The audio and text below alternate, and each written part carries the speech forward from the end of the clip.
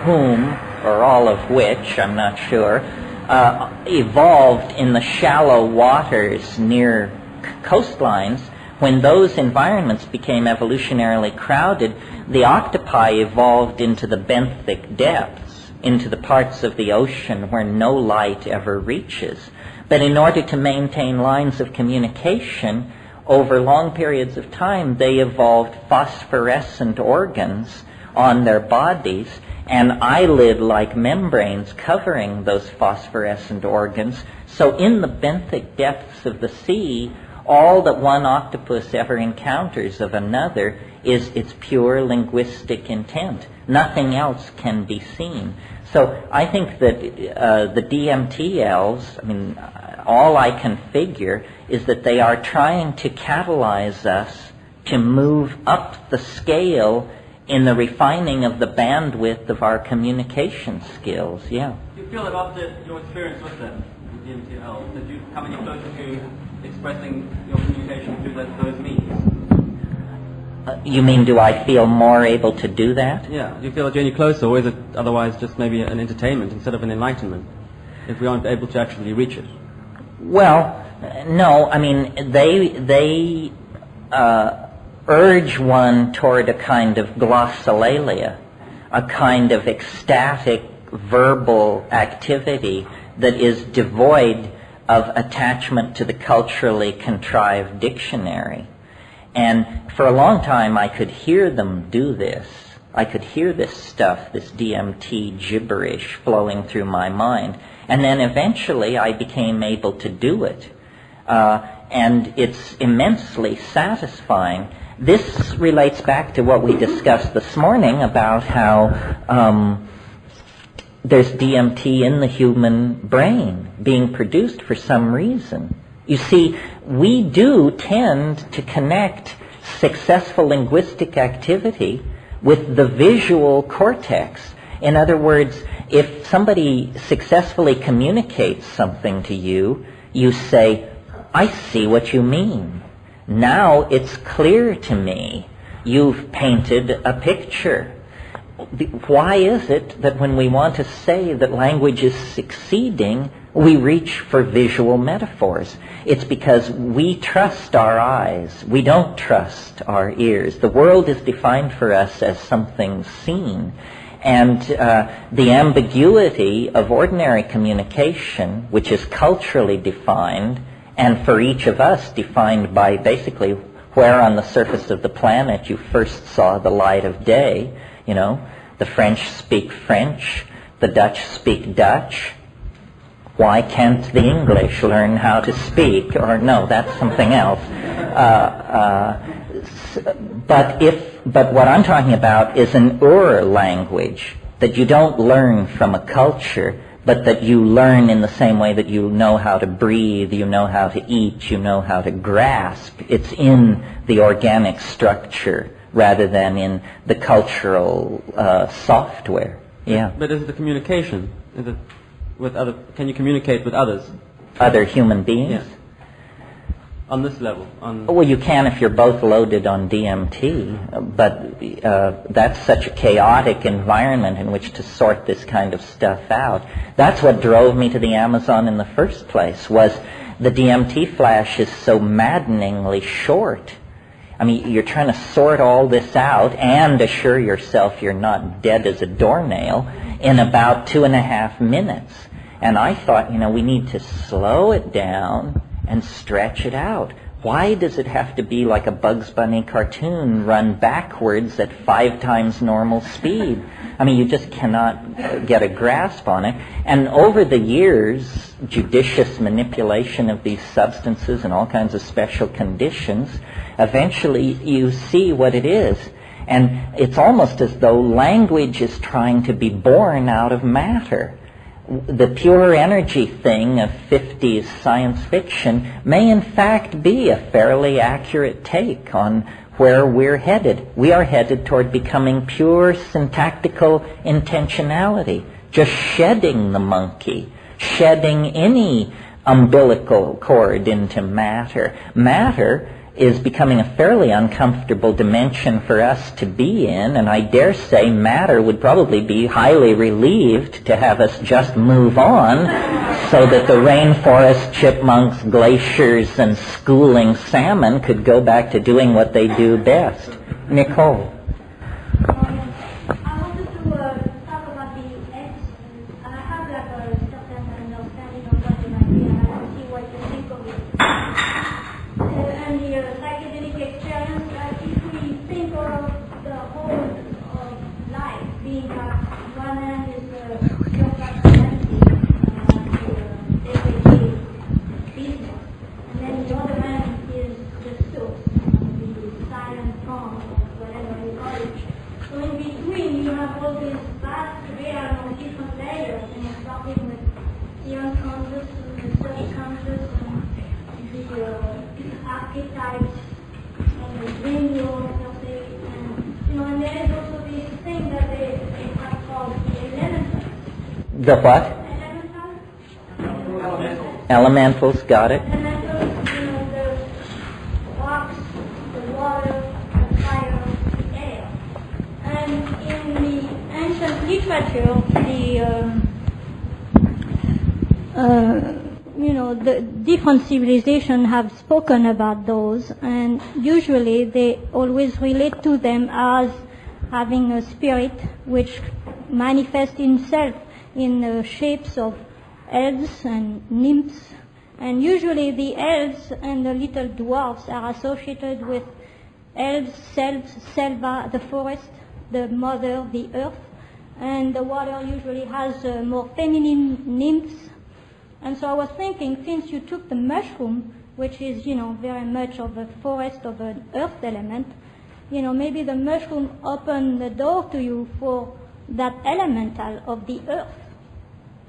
Well, this could be. I mean, all I've ever seen of that other universe is an area smaller than this room. And yet I assume that other universe is probably equal in size to our own. So I'm not exactly Ferdinand Magellan where it's concerned, Well, yeah, but it's just, a little glimpse at it. And there is other people have talked about it, like, for instance, the tribal men, the shamans, and not shamans, had experiences where they did encounter beings that talked to them and give a message. And, Castaneda talked about it. Lynn Andrews talked about the little nymphs of the water, and other Indians, have basically, even through their oral tradition, kind of passed on that kind of a message that the world has different layers of reality, and they are all accessible and available if one is, if the boundaries can be broken enough so that our flow of energy can really access these other layers. Yeah, I think our materialism has focused us so entirely away from these more rarefied layers that we cannot see them at all, that we in fact deny their existence. In a way, what science, as practiced over the past 500 years, has come down to is it has been a relentless despiritualizing of the world. Until finally, they tell you there is no soul, there are no spirits, that what you see is what you get. We have risen to the surface. Well, a shaman looking at a person with that kind of a mental map of things just pities them, their simplistic stupidity. He says, my God, you're like a half-wit or something, because everything interesting and complex you say doesn't even exist. I agree, but that doesn't mean that because we as a culture are now at a point where we do need to go back to this forgotten land. We need that feminine energy, or that sense of sacredness of life and of all things, and that sense of connectedness with the whole of the universe. But that's no reason to put down what we have learned, because I think every culture, every civilization kind of drill in one direction for knowledge.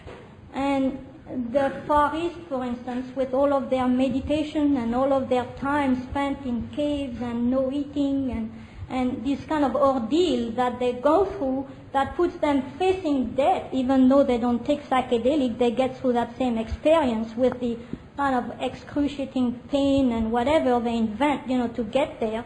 Well, they've drilled into that, realm of the unconscious towards the source, towards the no being, the no self. And they've done wonderful discoveries in that area. But then, in order for them to go so far in that direction, they had to say, forget the world, this is all an illusion, I'm not interested with.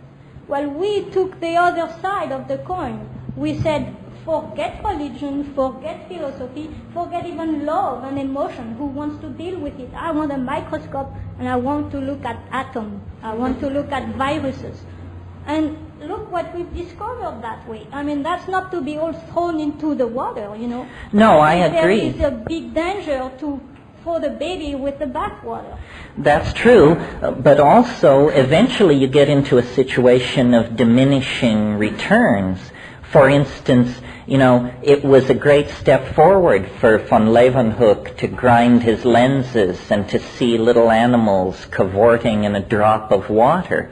But for instance, now ordinary science is going to Congress and saying, in order to take another step deeper into the understanding of matter, we want $20 billion to create an instrument 17 miles in diameter that will take 30 years to build and that will allow us to at last confront the bottom quark or something like that. I heard these guys on NPR, probably some of you heard them, being challenged, particle physicists, being challenged by someone who said, well, you want America to commit, I think it was $50 billion to building the super collider. Can you name a single spin-off from particle physics that has trickled down into the lives of ordinary people? And they were absolutely stymied. Well, I kind of go with Peter Russell's theory that, perhaps from our technological culture we did get something. First of all, none of us would be here if it was not for technology, because today we have close to 5 billion people on Earth. That might be a curse, but that also might be, do you want to be the one who is not born? I mean, a tricky question. So in that fact of life explosion, there is one thing that happened, is that we do now have a conscious of ourselves as one planet, as one whole being. I mean, even with the technology of going to the moon, through the physicality, we have a view of ourselves from the outside. I mean, to me, I look at it like maybe in the evolution of humanity, it's like being 7 years old. All of a sudden you say, but hey, I am me, I am somebody, and I can decide, to say no or to say yes, but it is something there is an entity. And as a planet, maybe that's what we did when we went to the moon. And the Indians, I go down to Sweat Lodge every week and I participate with the Indian community down in San Pedro, so I'm trying to learn a bit the way they think. And a lot of things I enjoy very much, but then other things, I don't agree totally. For instance, with the moon thing, they say, well, we've been to the moon many, many times before, and we go to the moon through the dream world. See, you went to the Alps, but a lot of people go to the stars. I mean, there is a lot of other realities out there, and it's not the future and it's not the past, it's just life. It's part of that dense, rich. But do you think that it's simply that there are a lot of realities? For instance, what puzzles me about these encounters with these elf things is the urgency from their side. I could imagine just breaking into an elf ecology and seeing them busy making shoes and, putting the blush on strawberries or whatever elves do. But they seem intently focused on a project that has consequences in this world, and that puzzles me. I don't think history has been a waste of time. I think probably it's served its purpose. Yeah. And that what we now have to do is take what we've learned. It's the prodigal son, I mentioned that, Yeah. and now return to the archaic family with the ability to move to the moon and to etch microcircuitry and to define the protein coats of viruses and these fancy things that we can do. All that is good knowledge, but it has to be linked to a coherency of self that we somehow have gotten so strung out on this scientific descriptive binge that we forgot why we're doing it and Yeah. what this is all for. The only thing I would say is that for people to hear us into this kind of a, rationality, I think it's good diplomacy not to put down the culture, not to discard it. I mean, I got a sense sometimes that, you just kind of discard it as, a kind of a neurotic error of humanity or something. I think, there is a acknowledging what it has done, acknowledging it as a step, and, kind of a saying, there are good things that came out of it, but now we are reaching a kind of a crisis level, an apotheosis, and now we are into a dark corridor where we have to make choice, we may have to change direction, we have to do, something drastic, because if not, it's going to be, a cataclysm for everybody. Well, the basis of my criticism of science is not the science that it does, which it does very well, but the metaphysical pontificating that it claims to be able to do based on nothing more than its assumption that all competitors are naive. I mean, science should not be telling us what we should think about astrology, because astrology is not a proper object for scientific judgment. In other words, science is simply one method of understanding the world, but the people who practice science think it's a meta-method, think that it is somehow the arbiter of truth, and that we are supposed to take any proposition and lay it at the feet of science, and it will tell us whether it's kosher or not. Yeah. And that means that the scientists are completely out of their domain and should be sent back to the workbench and the test tube and stay out of the domain of metaphysics and philosophy, which is not properly their area. That's part of the change, where we don't value strictly the material world. We have to bring back the value to the sacred, the mystery, the whole other aspect of life. And if as a culture we would change that, so that everybody would have a more balanced view of the universe, then the scientists would be automatically put back in their spot. Physics and metaphysics need to merge. Thank you. Everybody talks here like there is truth. There may be no truth. It may all be nonsense. When you go on a hallucinogenic journey, I get the impression sometimes you feel you're bringing truth back. How do you tell the difference between truth and nonsense? Or shit and shinola, as we normally... It worries me that it's entertaining, but I still don't feel there's necessarily any truth. Well, I don't know if you were at the lecture last night, but there was talk there about how one must not get clutchy about closure. There is no closure. There is no truth. You're quite right. But I mean, there isn't even a direction of truth. It may just all be nonsense.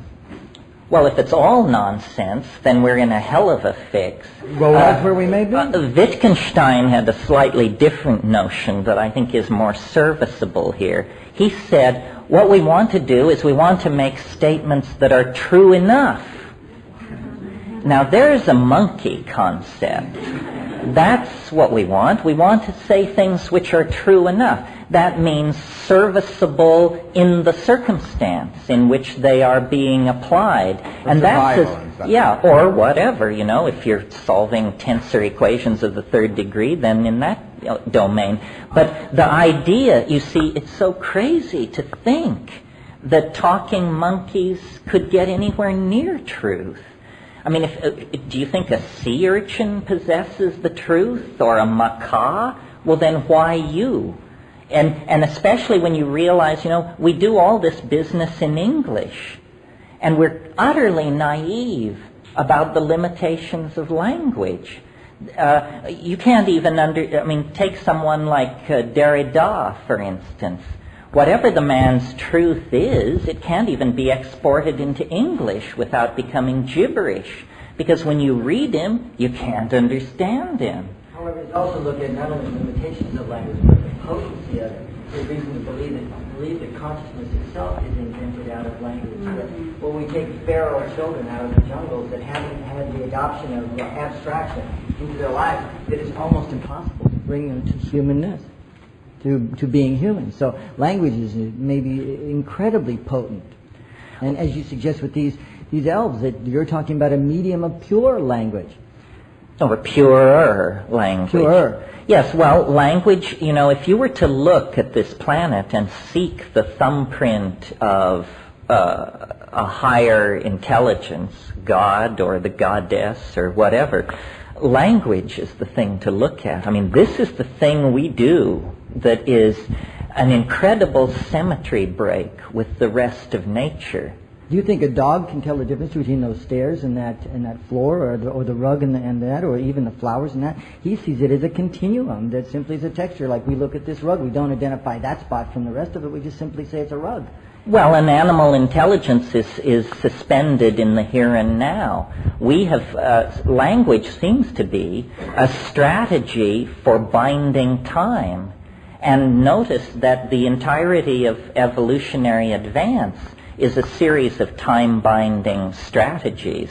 Once you possess language, and especially once you possess writing, the past is not so past as it used to be. It hangs around, and we begin to create a database of experience larger than any community of living people could ever have.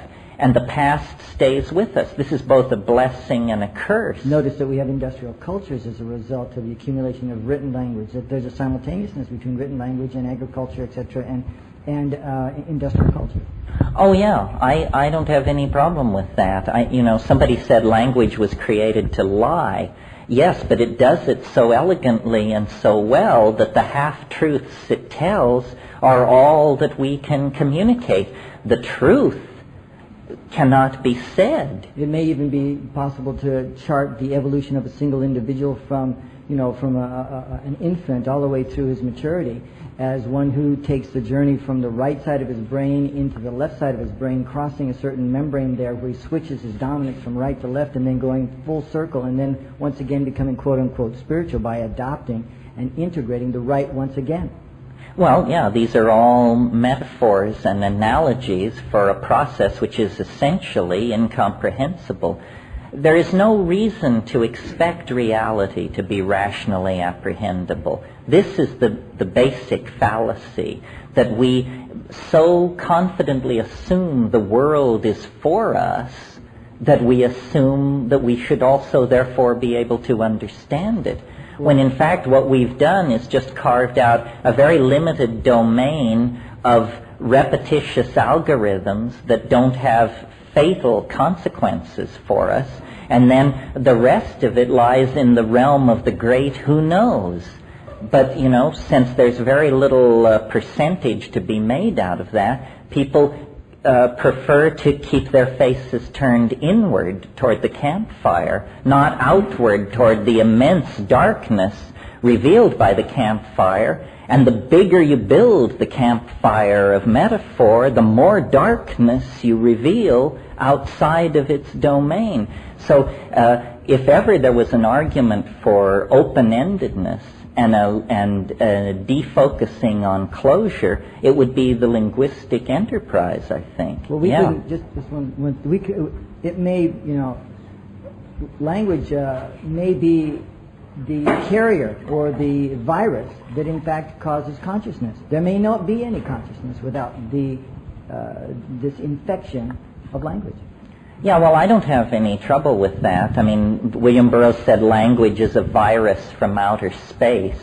And well, it may be. It does have It self-replicates itself. It spreads through a population. Ideas mutate. They compete with each other. Ideas become extinct. New ideological forms that are more adaptable squeeze out other forms.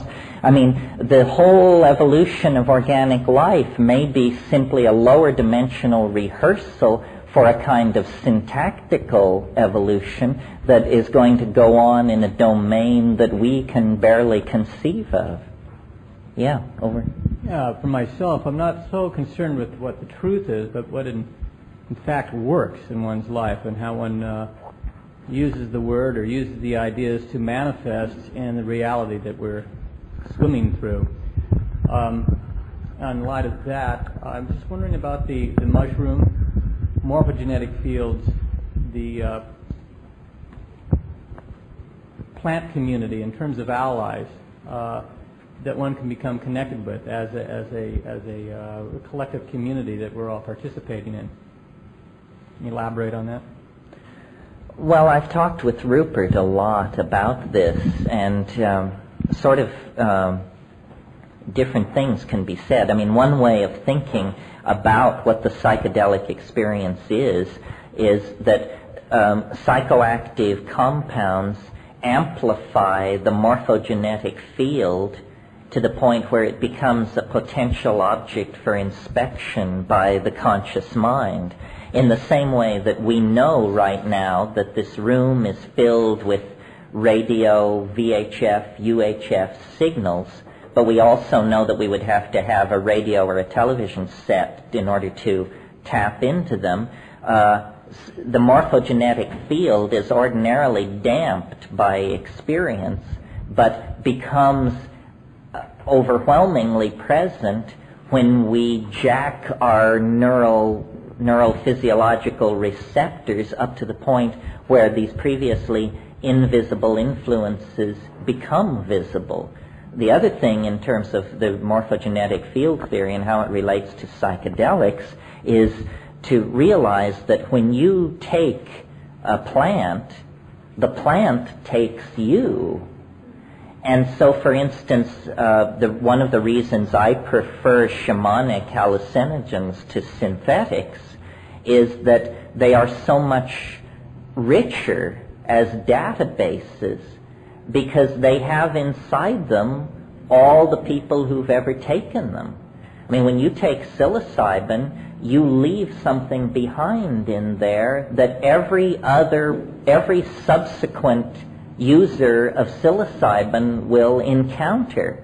So you know the way Tibetans leave little cairns of rock when they cross high mountain passes? Well, this is what we're doing in the psychedelic experience. And really, the character of psilocybin is the cumulative superimposition of the character of the thousands and thousands of people over the millennia that have taken it, plus something else, its own unique nature. When you take a drug which induces an altered state like ketamine, for instance, ketamine is a drug that has not been around very long, hasn't been taken by millions of people, and is oddly empty. The building is there, the architecture is there, but where are the hurrying secretaries, the water coolers, the executives, the buzzing nothing.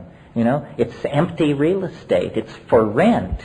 And if you want to move in, well, then you can live there. But it's the difference between a modern office building and a 14th century Italian villa when you contrast a modern synthetic with a well-used shamanic organic. Yeah.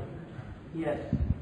Question. You bring up so many different questions. You sit here and kind of try to... It's in order to be a moving target. That's the idea. I'd like to relate the experience. Well, first of all, I'd like to kind of get some input from, if anybody else has anything to say on this matter. A lot of times when I first take like 5 grams or something, I get this is kind of a simple thing, but it's a yawn. I'm wondering does anybody else get that yawn? Yes. No, the yawn is a physiological response to psilocybin that it's part of it. Oh. And so is the runny nose in the first hour. This is, every drug has a spectrum of effects, and some are dependable and some are not. I mean, for instance, LSD, you could almost say 100% of the people who take LSD, it dilates your eyes. That is an effect of LSD that it would be impossible to eliminate. But I wouldn't say 100% of the people who take LSD encounter the good Lord or something like that. That's a more selective effect. Okay, the second part is, after I take 5 grams and after I get the buzzing sounds in my ears, and then this last time I took it, was in a darkened room, laid on the bed, got naked, and just laid there. And for the first time, what happened, usually I close my eyes and I'm able to get visions, kind of a passing vision, almost like a film going through my head. I'm wondering also, does anybody get it where it's coming from the right to the left, or from the left to the right, sort of a film coming across? Back to the front. Parentology. Well, I think that the number of ways these things can present themselves is practically infinite. I mean, I've had really weird experiences with information. For instance, these flashers on buildings where the news goes by? I've had hallucinations where it became a textual hallucination. In other words, what I was seeing was an illuminated page of print, and then as I looked at it, every 50th letter would invert, and then suddenly every 20th, and then every 10th, and then every 5th, and I literally watch a page of text go from being readable to being gibberish, and then watch the meaning come through again in a loop.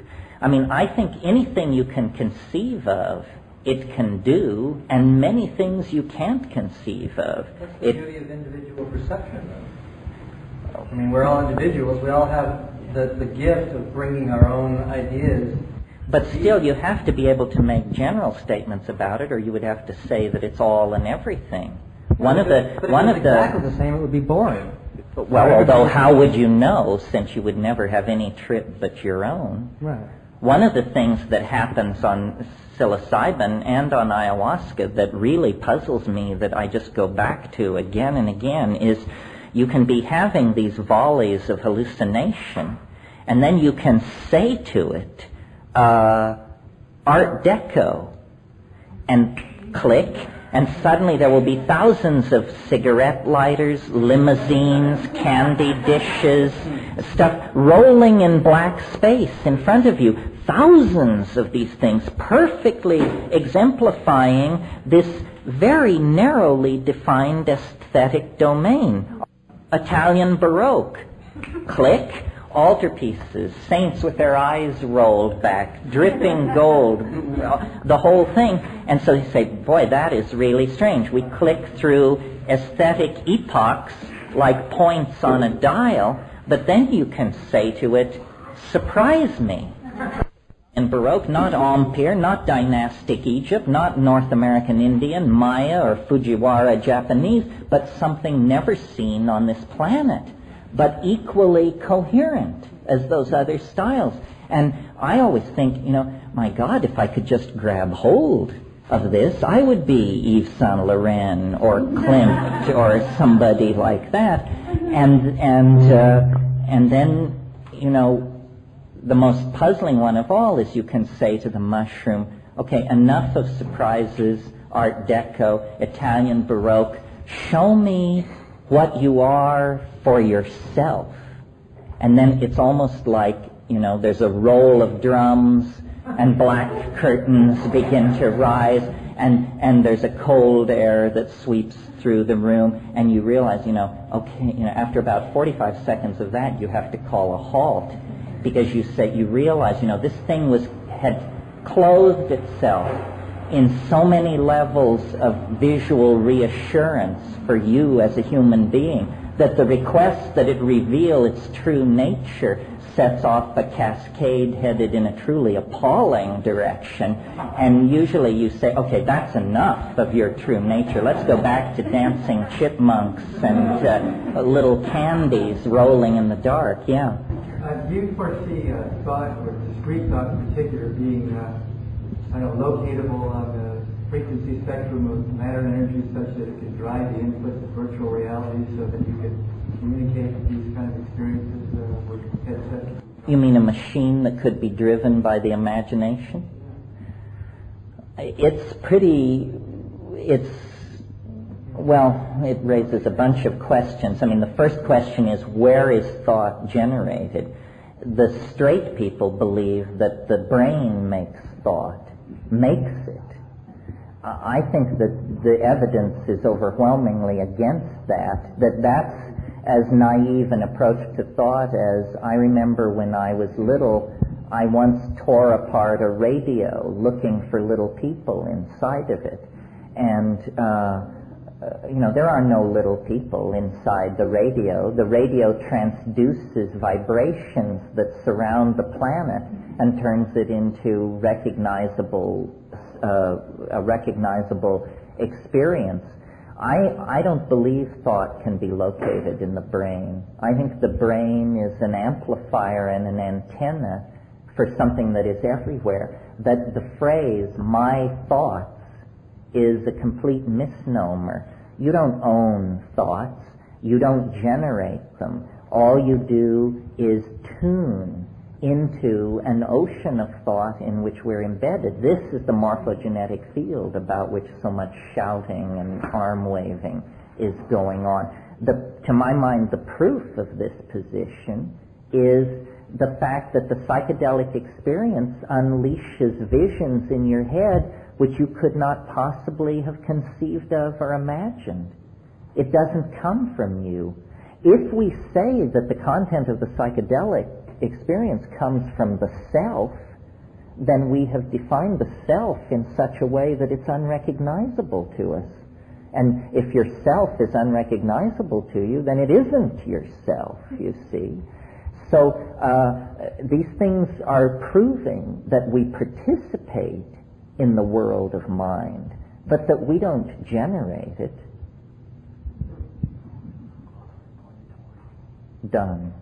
In that case, how come there isn't a common experience then? What?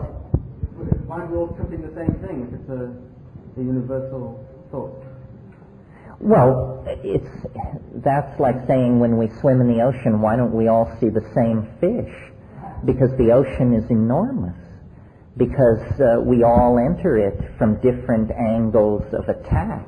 But if we were swimming together, would we experience the same fish? Yes, we would. And on psilocybin, one of the most stunning experiences you can have, if you wanted to make a believer out of you, is to sit with somebody and describe what you're seeing and agree that after 3 minutes you'll shut up and they'll start up, and you discover that you just hand the baton on.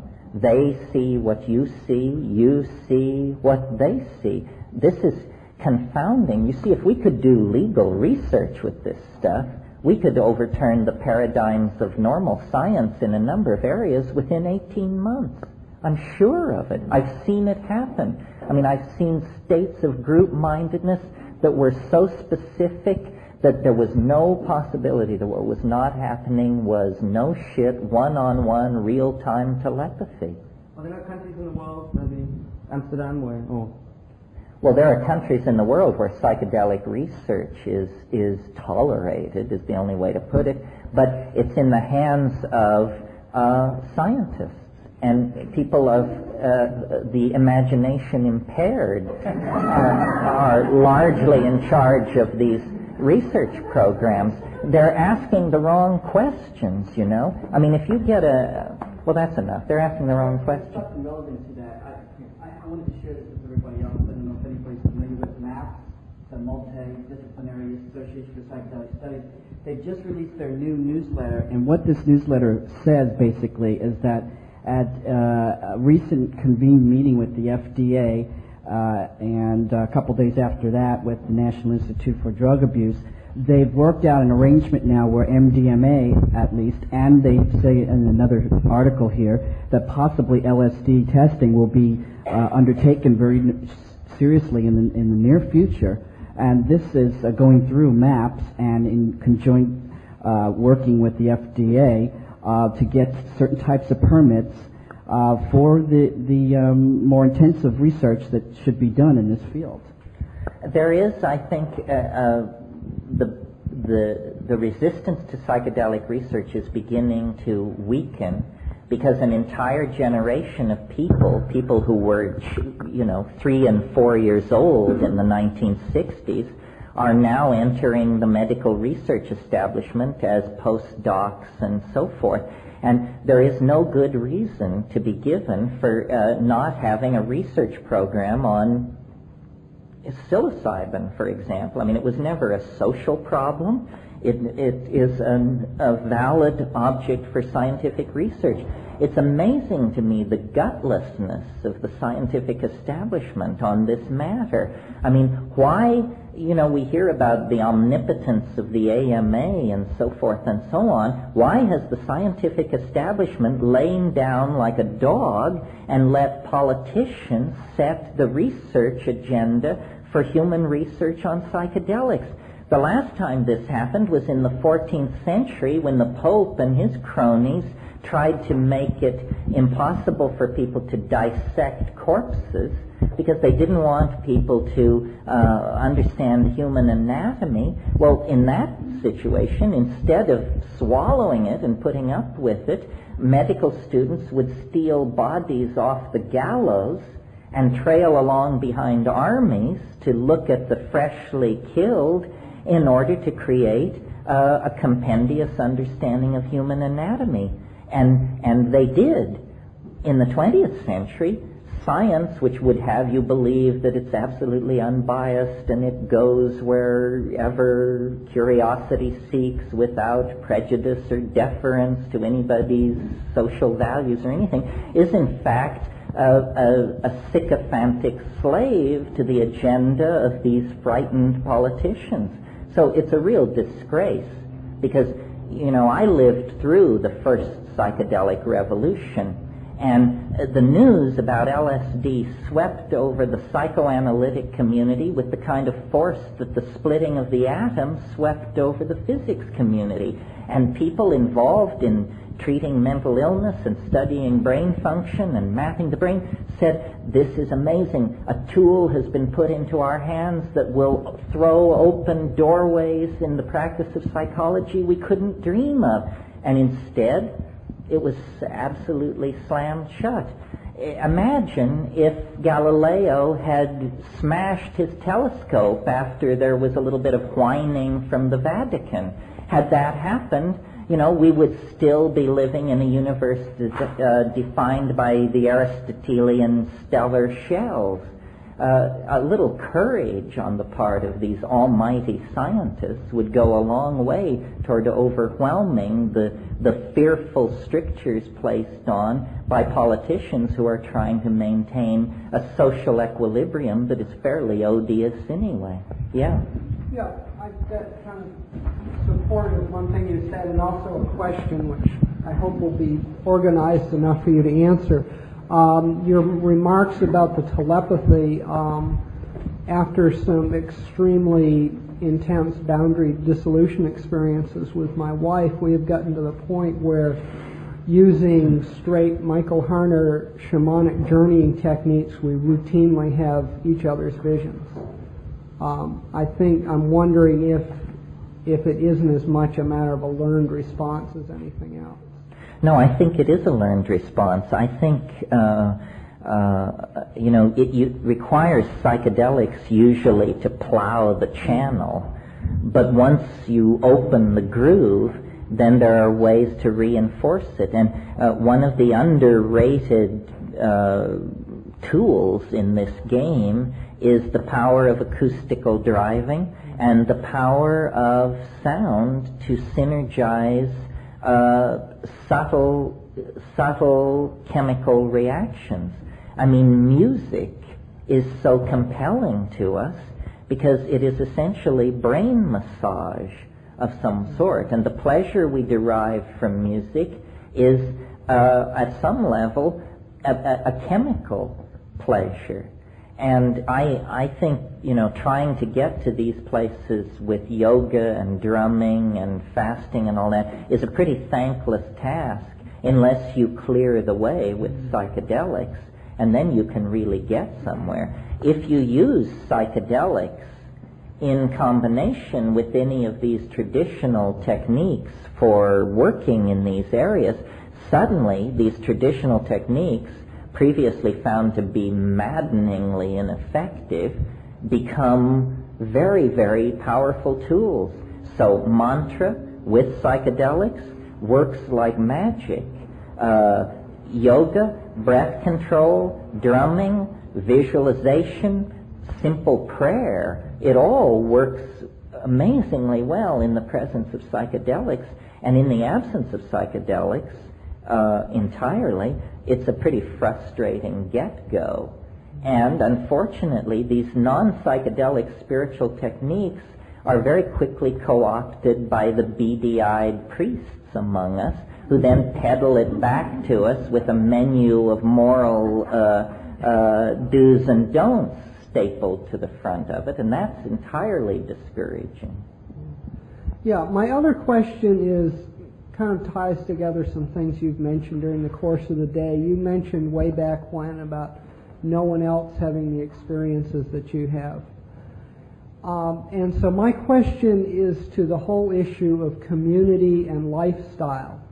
The issue that I'm wrestling with right now, I think part of what I'm experiencing is my own drive for wholeness or insight or whatever. Part of it is perhaps the transcendental object on the event horizon, but what I'm wrestling with is how to follow my muse, how to live the life that's drawing me, and at the same time able to function and pay my child support and not live in the woods.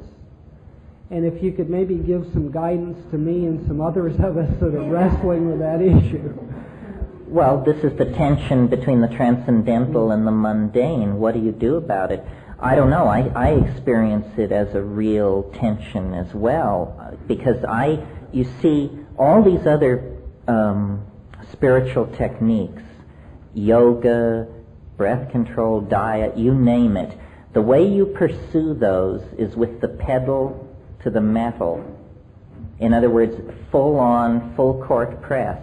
The way you relate to psychedelics is entirely the opposite, with your foot on the brakes all the time. The people who are using these non-psychedelic techniques are endlessly frustrated by the fact that they're not able to get where they want to go, I think.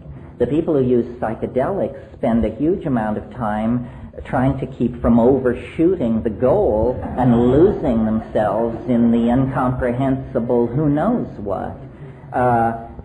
I think that if you have a genuine desire to leave us all behind and to go up on Cold Mountain and to become a Taoist immortal and to clothe yourself in a hair shirt and eat roots and contemplate the One forever, hey, there's nothing stopping you. It's just that that's an easy goal to enunciate when it's practically impossible. But it's in the presence of psychedelics, it is quite realizable. And then you have to think, but wait a minute, what about child support? What about, my love of double cappuccinos? What about, and then you say, well, I could leave this world. I could become an ascended master. But is that what I really wanted all along? And I think this is a tension. I mean, I feel it in myself. Basically, I do what I do, and it's a chicken shit response to what I could be doing. Because what I could be doing is becoming utterly incomprehensible to everybody else on the planet and living in a tree somewhere and happily staring into space every waking minute. But I am not ready to kiss off my library, my children, my friends, my vices. And so people in our position have to balance these things. And I think the real spiritual frontier lies in the community. That we must, it's sort of the bodhisattvic ideal. We must somehow carry everyone with us. It's not about bailing out of history. It's about sticking with it until we can end it for everybody. But I'm not saying that's the only point of view. If you want to become an arhat, I don't think there's anything stopping you. You see, once you get to the place where you find out by some set of peculiar circumstances about these things, psilocybin, DMT, and so forth, you have crossed a real frontier. This is not simply another spiritual technique for, picayunish advancement, one more small step down the path. This is, in fact, this works. And maybe you never thought you would find something that works. Well, so the entire, you see, the attitude, it's a naive attitude to quest. It's the attitude of the ingenue, the fool, the Castaneda figure seeks. Once you reach the psychedelic plateau, the tool has been placed in your hands now. Now you have to figure out whether you were really serious about all this transcendental yearning that you indulged in when it seemed so far out of reach. Because now, it's just a dose away. And we all come to that very differently. It's a different dilemma from the rest of the spiritual community.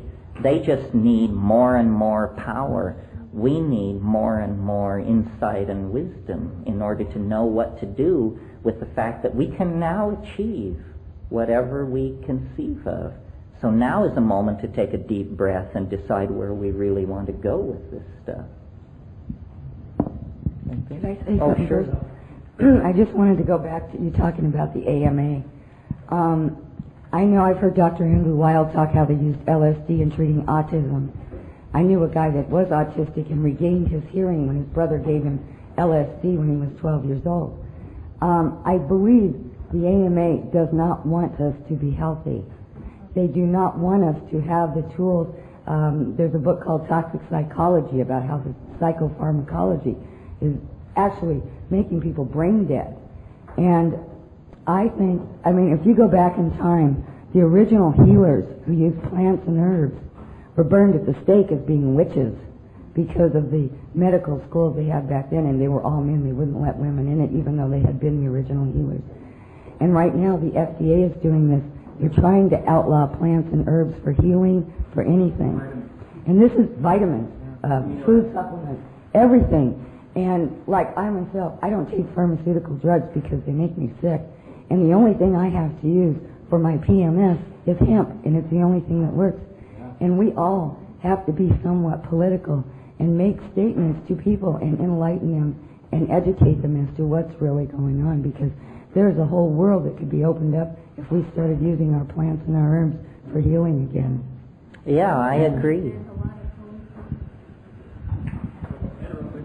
There's a lot of holistic centers opening up all over. I was just in one in Leavenworth, Washington, and it was really rewarding and wonderful to see a physician actually reaching out and searching other healers, a shaman, and also herbalists, everybody in her private practice. So it is coming in, and it's very slow, but it's coming around.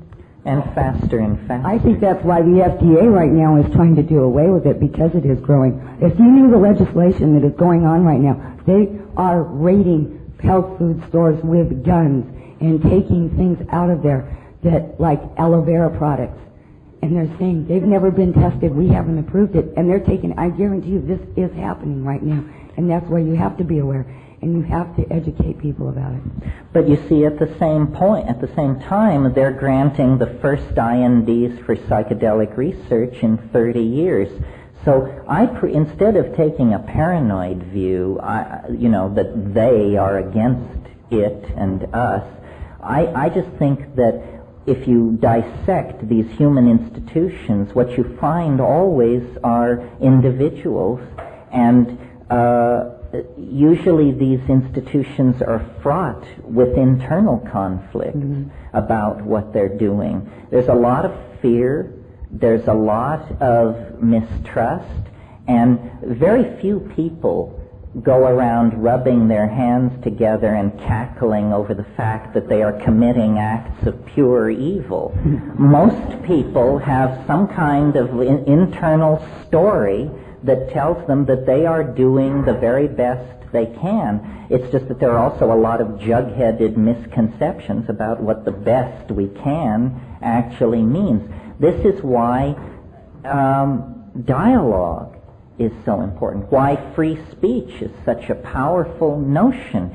Let all ideas compete on a level playing field, and the correct points of view, I think, will emerge eventually. Well, that's why we need people like you out there educating.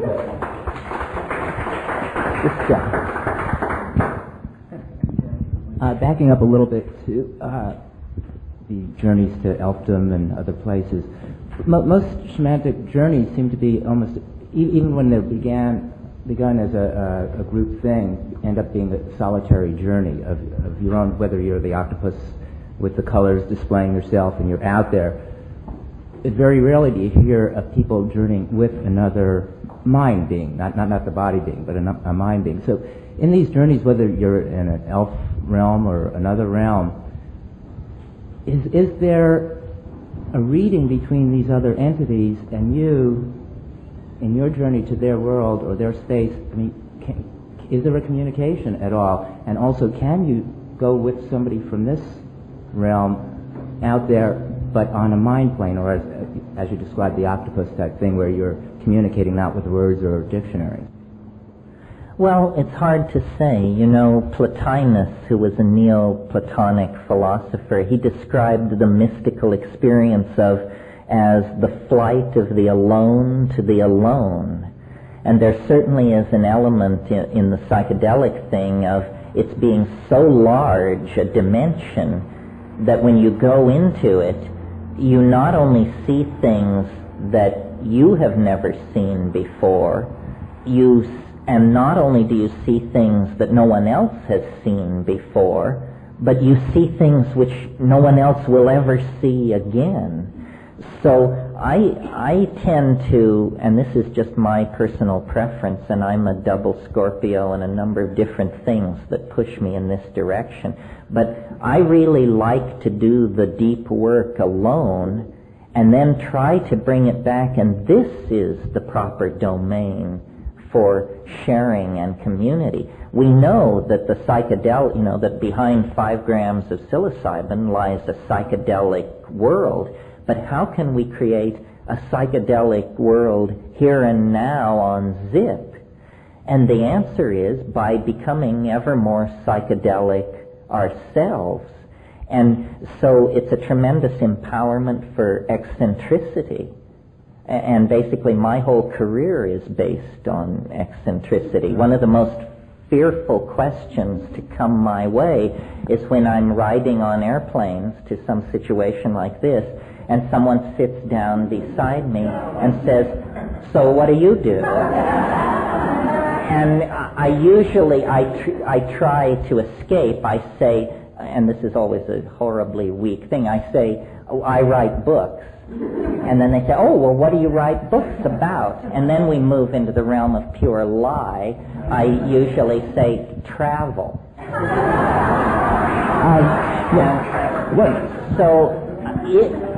I think if you have, to return to your question, if you have an extraordinary heart connection with someone, you can voyage together a certain distance. But this is a unique kind of thing, and probably many a relationship has experienced unnecessary strain because somebody thought they had that kind of connection, and then when they got out into the incoming psychic surf, they discovered one person forgot their tanks back on the beach. Yeah. I need to clarify.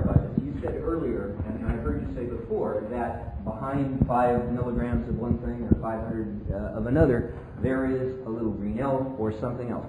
Is that a consistent picture for you? Not that the experience would not be new in terms of the communication, but is that consistent? Do you yourself find that same image or that same level of mushroom at that point? But then secondly, in terms of the people that you communicate with who do measured quantities and who do it similarly, say Rupert Sheldrake, have other individuals communicated that they see those same type of creatures, for lack of a better word? Right with that, that's kind of what I was also getting at. Is you mentioned one thing about the urgency that you visit these places and you hear them saying about the urgency of your coming there and being there, and that's a big thing. I feel that it's an important thing. So once you're there, I mean, and you have to have you're looking for a common denominator of communication there, and the urgency of finding something there. I mean, that's kind of, also I'd like to find out. Well, I mean, the answer is, if you send 10 people to Paris, and then you interview them about their experience of Paris, one of them stayed with the wife of the prime minister, somebody else stayed in a bordello on the wrong side of town. Their notions of Paris are rather different. However, if you interview them closely enough, you can tell that this must have been the same place in some sense. I mean, for me, the DMT experience is remarkably consistent. It always is this dome, underground, filled with these self-transforming elf machine creatures. And then when I talk to other people and interview them about it, what I've come away with is the notion that an archetype is like a series of concentric circles. And to the degree that you reach the center of the circle, the accounts become more and more consistent. For instance, and in thinking along those lines, what I've come to see about, for instance, DMT, is that it has an archetype. And the archetype is, and God knows why, the circus. DMT is the archetype of the circus. So you give it to someone who is not psychedelically sophisticated, and you give them a low dose. Then they come back. Then you say, what was it like? This is a direct quote from a woman a couple of years ago. She said, it was the saddest carnival I've ever been to. She said, all the rides were closed. Nobody was there. There were just gum wrappers blowing between boarded up tents. I said, interesting. So then give it to someone else. And they said, it was full of clowns. And I said, you mean elves? He said, no, just clowns. And as the dose rises, the familiarity of the image is stripped away, and it migrates more and more toward this thing behind the mask. Well, now, if you think of the circus, it is an interesting archetype. First of all, 3 rings in constant activity. And it's a wonderful thing for children. Children love the circus because there's light and color and music and animals and, clowns. But then there's also a side to it which children don't see. I mean, you lift your eyes from the center ring, and there is Eros in the form of the beautiful blonde woman in the tiny spangled costume who works without nets hanging by her teeth far above the center ring. And twisted into this erotic image is death, because she works without nets. The whole point of her performance is the fact that she could fall and be killed. Well, then there's yet another aspect to this circus archetype, which is away from the lady in the spangled costume and the clowns climbing out of their little cars and the powdered elephants of many colors, are the sideshows that snake off into the darkness. The 2-headed lady, the goat boy, and the thing in the bottle. They're all there, too, to be looked at. So it's this incredibly rich amalgam of light, color, humor, childhood memories, cotton candy, joy, eros, death, the thing in the bottle, the wild animals, so forth and so on. And as you make your way toward it, different layers fall away. Do you find a consistency with the... do you find similar but different consistencies with LSD and with psilocybin that you could make as clear as the consistency that you find with DMT? Oh yeah, I think that, see, one of the great confusions about psychedelics is that they're all the same. Like in some textbooks, if you look up psilocybin, it will say a hallucinogen derived from fungi which causes LSD-type hallucinations. This is nonsense. This just simply means that LSD arrived first on the workbench of Western civilization, so everything is referent back to it. If you're going to take these things, you need to take enough that you can tell the difference.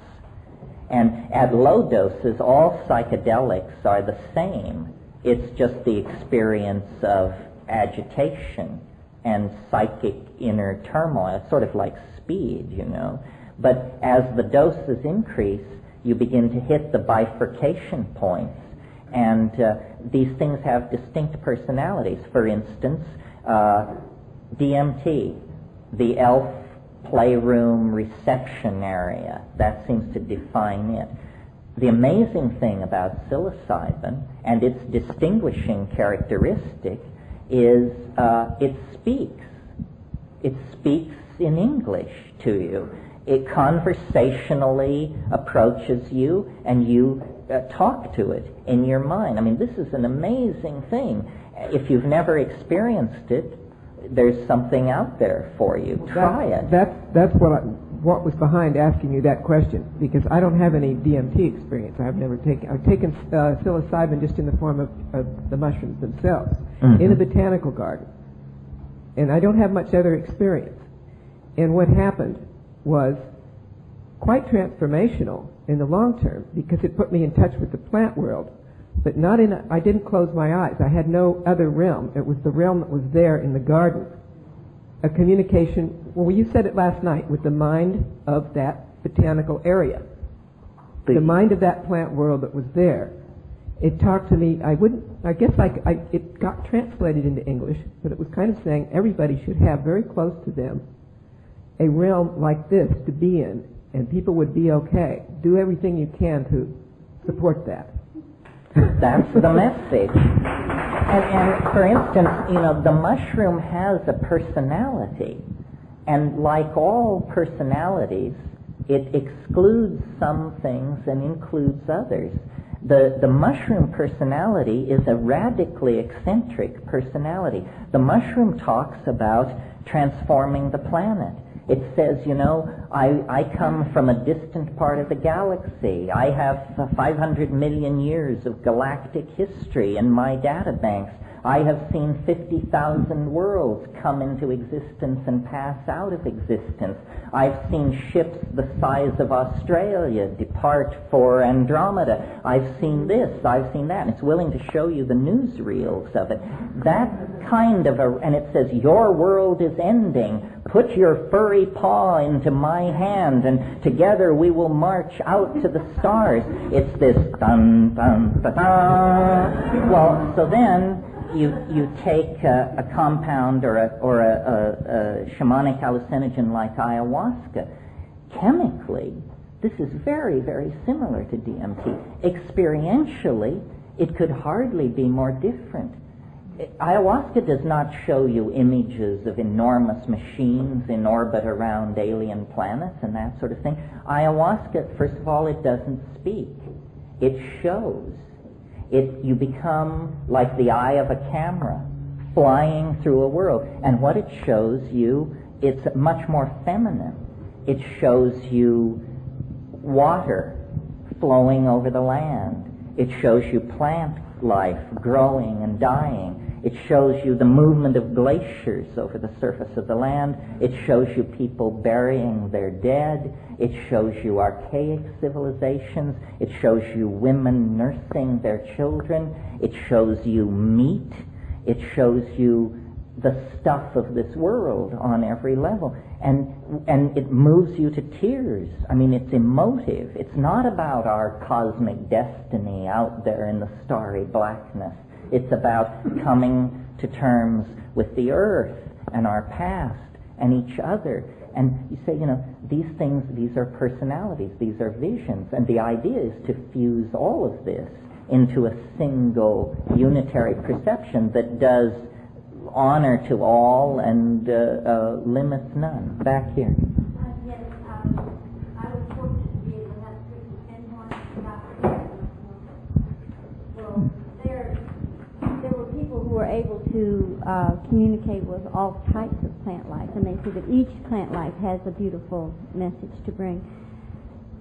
And they did talk about the mushrooms and saying that it does enhance the human immune system. Could you talk a little about that? Well, yes, this is true. You probably all know or may have heard of what's called Rishigen or Ganoderma lucidum. This is a mushroom, a Chinese mushroom, that definitely stimulates the immune system. And many fungi probably have this quality because these higher fungi, the Basidiomycetes, have enough of a trace of their evolutionary debt to more primitive fungi, the kind that cause candida and vaginal fungus and stuff like that, the undifferentiated fungi, that the immune system recognizes this as a potential stimulant and responds to it. So this is definitely true. Yeah. I just got this notion that maybe the Gödel's incompleteness theorem would explain the absence of the self, and we dive into it, and I thought maybe you could get a quick answer or even a long answer about which is more real than the self and the other, or is the self the other, the one? No, the self is the other. That's what I've come away. The self is the other. And assimilating the implications of that takes a lifetime. We have within us the very thing that we're seeking, It's like the Jungian fairy tale of the guy who leaves home and searches the world for enlightenment and has all these adventures and finally concludes that it is not to be found and returns to his home and rebuilds the hearth and discovers beneath the hearth the thing that he had sought in all the wrong places. I mean, it is within. It is a recurso. What we are looking for is within us. It's our own inner riches. This is why psychedelics are such a powerful antidote to capitalism, because they teach you that you are not a wannabe. You are where it's at. And nobody should allow you or sell you a different point of view to make you think you're going to be complete when you get a Maserati or a Rembrandt or something like that. All that is just the detritus of the physical world. Would you say we're cycling at the same rate between self and other, or if there is such a thing? That everyone's doing it. Well, I think that if we could really follow ourselves into dream every evening with full consciousness, that we would discover that we touch the philosopher's stone at least once every 24 hours.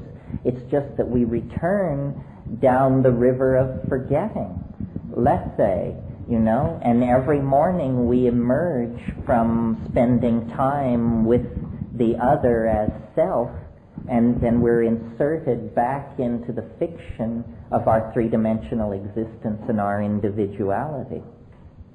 I know that the tapers are getting antsy. We need to break for just a few minutes to have tea and stretch. Don't forget your question. We'll come back and hammer on this a little more.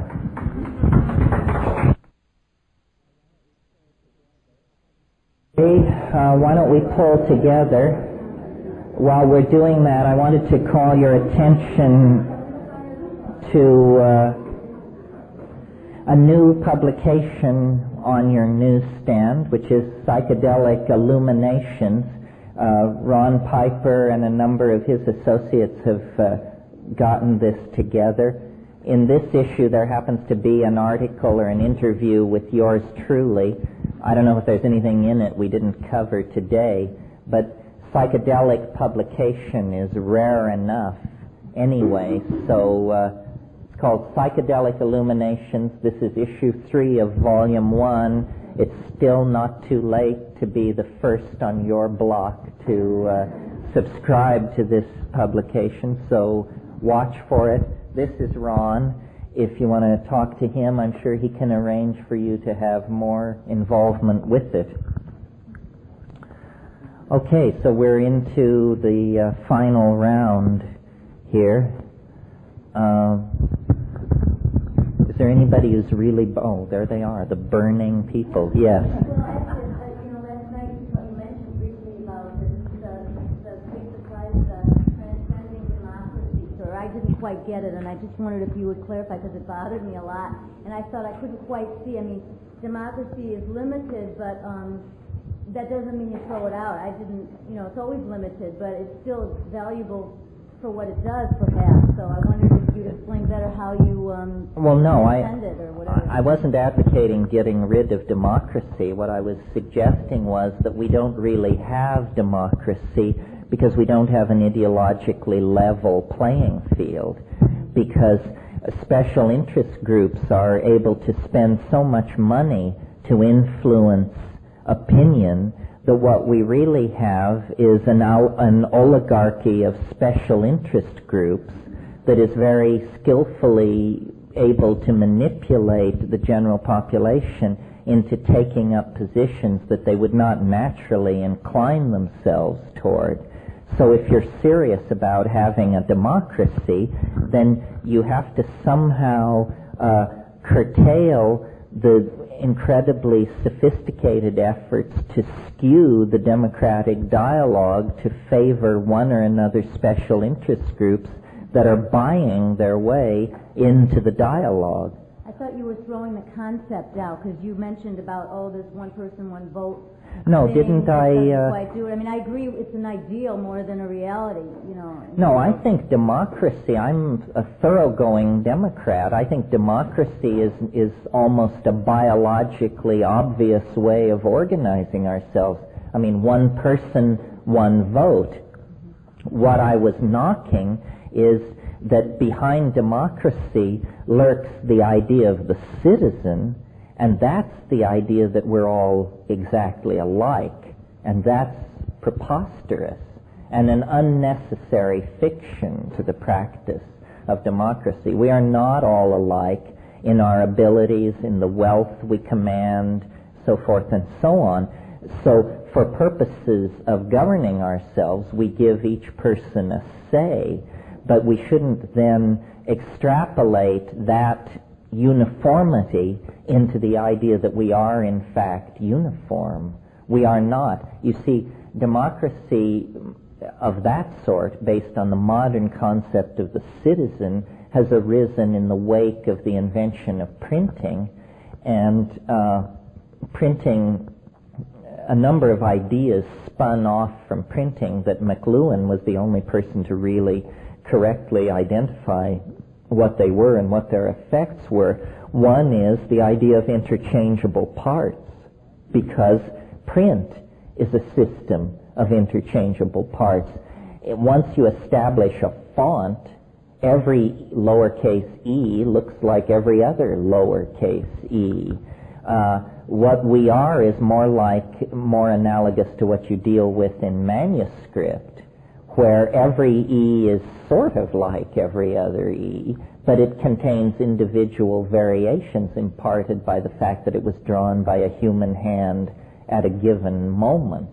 We want to express our political wills through a system of equality, but we don't want to do damage to our individual uniqueness.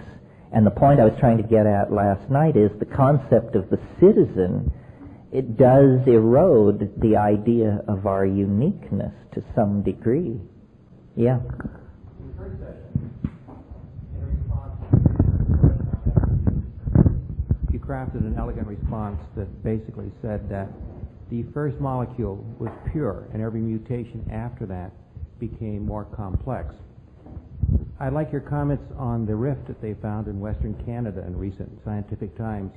It's become a mother lode of soft, I don't know what the word is, of mammals, not mammals, but sea creatures that are incredibly more complex than anything found on the planet today, which is strongly suggests to the scientific community that we are devolving rather than evolving. Well, you're referring to the Burgess Shale and what's his name's book, Wonderful Life, right? Yeah.